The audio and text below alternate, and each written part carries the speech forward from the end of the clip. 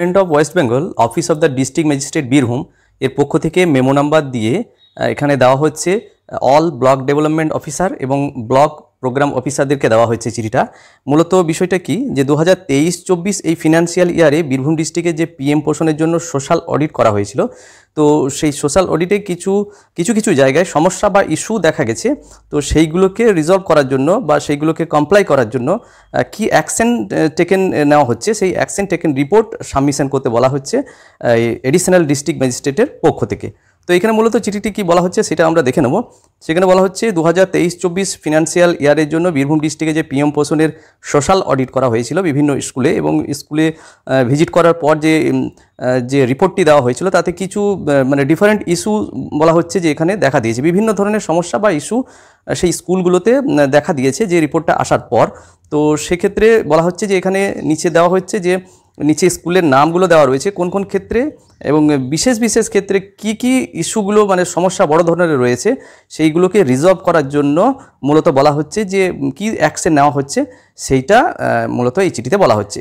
তো সেক্ষেত্রে বলা হচ্ছে যে যদি প্রয়োজন হয় তাহলে প্রাইমারি এবং সেকেন্ডারি যে ডিআই অফ স্কুল মানে ডিস্ট্রিক্ট ইন্সপেক্টর অফ স্কুলকে এই চিঠিটা শেয়ার করতে এবং ওনাদের পক্ষ থেকে অ্যাকশন টেকেন যে রিপোর্ট, সেই রিপোর্টে যে মেমো নাম্বার এবং ডেট ধরে ডিআইদের কাছে থেকে এই রিপোর্টটি নেওয়া যেতে পারে এবং সেটি কমপ্লাই করে 10 জুলাই 2024 তারিখের মধ্যে কিন্তু রিপোর্টটি দেওয়ার কথা বলা হচ্ছে।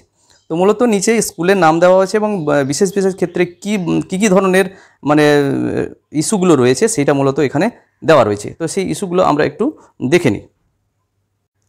তো বাঁদিকে মূলত রয়েছে স্কুলের নাম রয়েছে এবং কোন ব্লকের আন্ডারে এবং স্কুল কোড কত সেগুলো এখানে রয়েছে। আমি বাঁদিকটা না দেখে ডান দিকে জাস্ট ইস্যু যেগুলো দেখা গেছে সেইগুলো আমি দু একটা এখানে মানে তুলে ধরার চেষ্টা করছি। তো এখানে দেখতে পাচ্ছি যে কুকস আর নট ট্রেন্ড এরকম বলা হচ্ছে, কোথাও বলা হচ্ছে school has no big container for dal storage.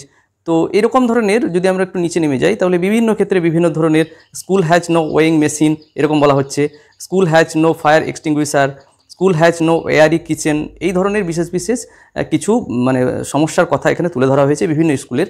তো আমরা এটা যদি একটু জুম করি তাহলে দেখতে পারবো যে নিচে বহু স্কুলের এই ধরনের সমস্যার কথাগুলো কিন্তু এখানে লেখা রয়েছে।